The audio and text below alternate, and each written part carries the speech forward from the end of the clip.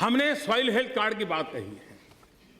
ये soil health card की बात जो हम कर रहे हैं, क्या हम देश में किसानों के लिए भी ये बात पहुंचा सकते हैं क्या कि आप फसल पैदा करने से पहले, जमीन से फायदा उठाने से पहले उस जमीन की तबीयत कैसी है वो तो जानो।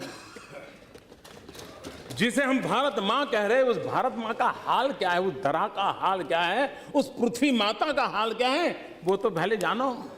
कहीं हमारे पापों के कारण हमारी धरा बीमार तो नहीं हो गई है। हमने इतना यूरिया डाला, इतना यूरिया डाला, यूरिया डाला, यूरिया का झगड़ा करते रहे, लेकिन यूरिया डाल करके हमने हमारी इस धरा को तबाह तो नहीं कर दिया है। ये उसको कब समझ में आएगा? जब हम सॉइल टेस्टिंग करेंगे तब। क्यों न हम गांव-गांव सॉइल टेस्टिंग लैब के लिए एंटरप्रेन्योर तैयार करें।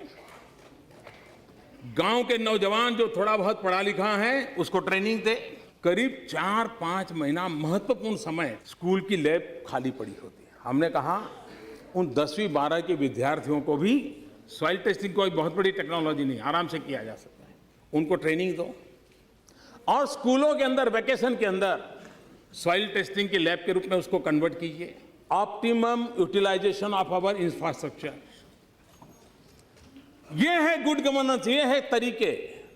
उन तरीकों से समस्याओं का समाधान किया जा सकता है।